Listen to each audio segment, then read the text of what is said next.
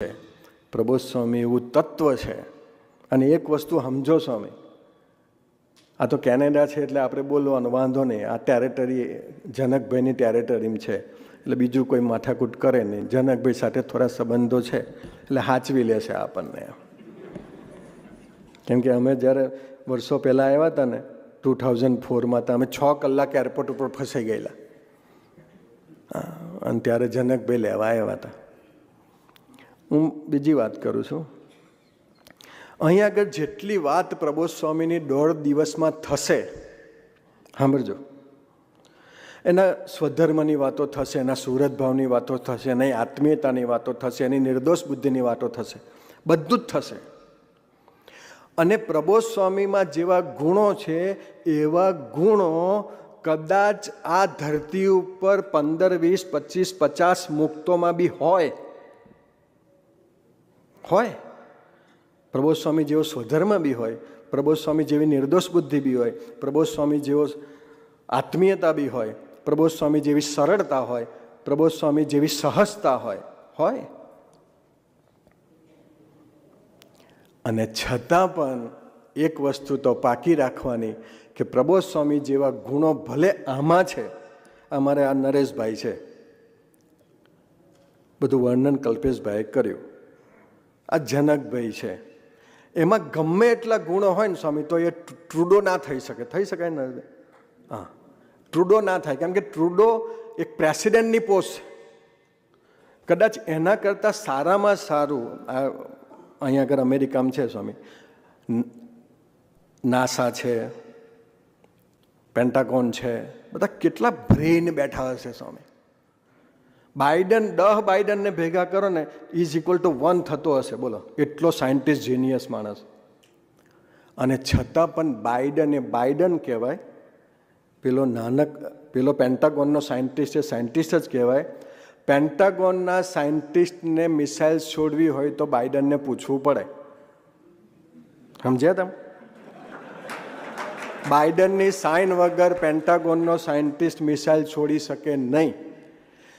એમ અક્ષરધામના અનંત મુક્તો અને અનંત ધરતી પરના સંતો અને બધા જ પ્રબોધ સ્વામી જેવું વર્તી શકે, પણ આ તત્વ જુદું છે ને એ વસ્તુ તો પાકી રાખવાની કે અક્ષર તત્વ છે.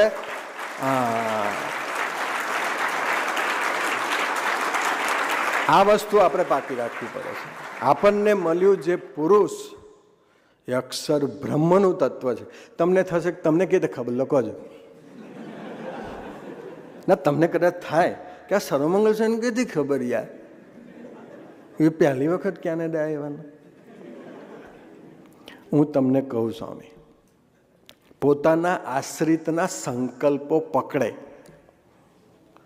અમારે ખાનદાન માણસ, કિશનજીના પપ્પા ફુવા સ્વામી કે એના જેવો ખાનદાન માણસ મેં જોયો નહીં. નરેશભાઈ એ અમારા ફુવા છે, વિઠ્ઠલ ફુવા, આખા યોગી ડિવાઇન સોસાયટીના પ્રેસિડેન્ટ છે. એની ઉપર સ્વામી એક કેસ મૂક્યો કોકે. કેવો માણસ, ખાનદાન.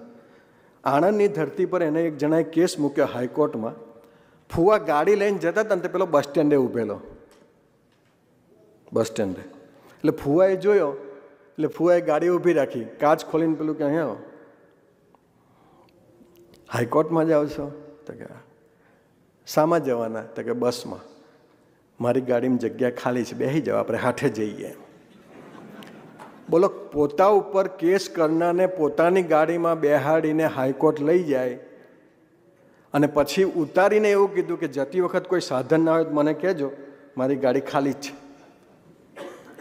એટલો ખાનદાન માણસ. સ્વામીજી એવું બોલ્યા સ્વામી કે આ બ્રહ્માંડની અંદર ફુવા જેવો ખાનદાન માણસ નથી. અને છતાં લોકો મેસેજ કરે છે કે ફુવા 1500 કરોડ લઈ ગયા. એટલે કઈથી 1500 કરોડ લઈ જાય? હું તમને બીજી વાત કરું છું, માઇન્ડ વેલ.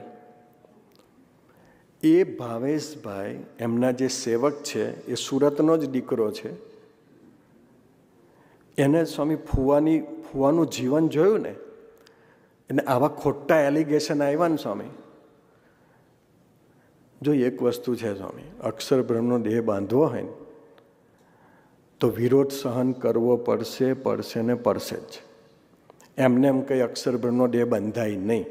સર્વમંગલ સ્વામીમાંથી અક્ષર થવાનું, સુનૃતમાંથી અક્ષર થવાનું, લોકોની ગાળો ખાવી પડે.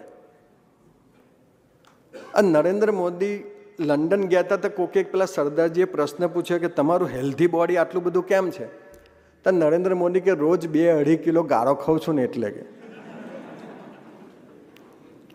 પ્રેસિડેન્ટની પોસ્ટ ઉપર જવા રોજની 2-2.5 કિલો ગાળો ખાવી પડે તો અક્ષરબ્રહ્મ સ્વરૂપ થવા માટે, રૂપ થવા માટે તો કેટલી ગાળો ખાવી પડે? ખાવી જ પડે. પણ એ ભાવેશ ટેન્શનમાં હતો. જનકભાઈ, આપણો ત્યાં એવીડીનો જે હોલ છે ને, એમાં ત્યાં સામે 2 રૂમ છે. એટલે ત્યાં ભાવેશ સૂતો હતો, આ બાજુ પ્રબોધ સ્વામી સૂતા હતા. આ અમે હરિધામ હતા તારની વાત છે. પણ પેલું એની પર ફૂવા ઉપર બધું બહુ આવ્યું ને, એટલે આખી રાત ભાવેશ ટેન્શનમાં હતો. તે ટેન્શનમાં એને ઊંઘ આવતી નથી કે સાલા આટલા બધા ખાનદાન માણસ ઉપર આ કેવા લોકો એલિગેશન મૂકે છે. પછી પ્રબોધ સ્વામી સવારમાં 5:30 વાગે ગયા. પ્રવીણભાઈ 5:30 વાગે પ્રબોધ સ્વામી ઉઠી પોતાની રૂમમાંથી ભાવેશની રૂમમાં ગયા અને ભાવેશની રૂમમાં જઈને કહ્યું કે ઉઠો. ભાવેશ ઉઠ્યો. ચાલો કે આપણે વોકિંગ કરીએ. ભાવેશ કે સ્વામી મેં તો ટી-શર્ટ ને ચડ્ડો પહેરેલો છે, હું પેન્ટ પહેરી લઉં. તો કે ના ચાલશે, તું ચાલ ને. કે પ્રબોધ સ્વામી સાથે ભાવેશ વોકિંગમાં ગયા. સવારના 5:30 પોણા 6 વાગે પહેલું રાઉન્ડ માર્યું. પ્રબોધ સ્વામી એક જ પ્રશ્ન પૂછ્યો, તો કે તમે અનંત બ્રહ્માંડમાં તારું ધારું થાય? તો કે તમારું. તો કે શાંતિથી હોઈ જાય ને આખી રાત ફૂવાના વિચારમાં હું કા રહ્યો? એ પ્રભુનું સ્વરૂપ કહેવાય. પોતાના આશ્રિતના સંકલ્પો પકડે, પોતાના આશ્રિતના દોષોને ઓળખે અને ટાળે.